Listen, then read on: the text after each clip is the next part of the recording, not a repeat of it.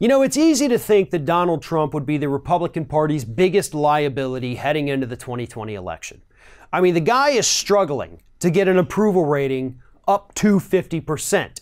I know he tweeted out Friday morning that it was at 50%, but that's literally based on one single poll from Rasmussen, who always is a little bit pro-Republican, so their numbers are a little bit inflated.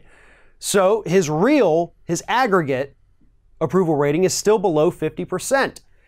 But George W. Bush won re-election with an approval rating slightly under 50%, and it's the incumbent bounce. So Donald Trump is already in a fairly decent position heading into 2020. Yes, most people don't like him. Most people still, according to the latest polls, think that collusion happened. They don't like his policies. They don't like his tax cuts. They don't like his wall.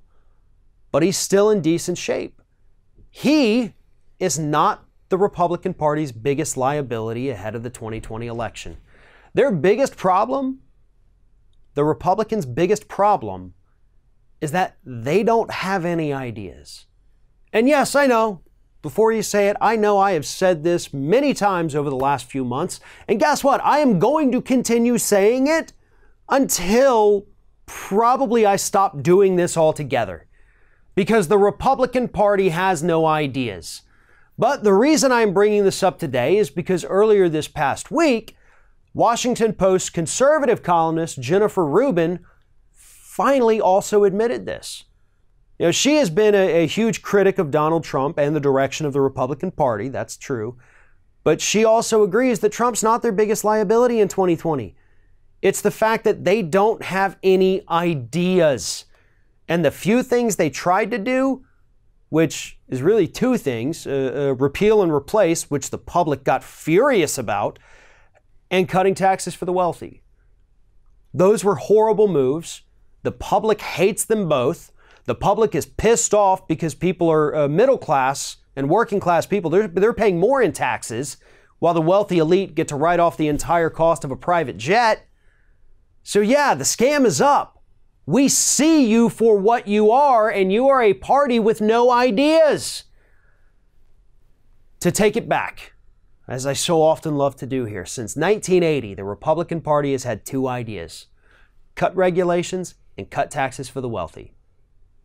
You show me any point since 1980 where they have come up with a specific policy proposal that didn't involve deregulation or cutting taxes.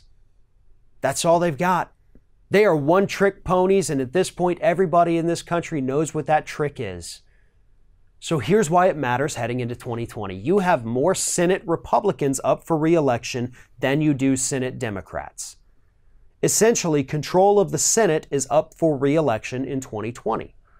Control of the House is always up for re-election, but with Democrats with their 40-plus seat advantage, they're probably in pretty good shape to hold on to the House. Hopefully they can add more seats.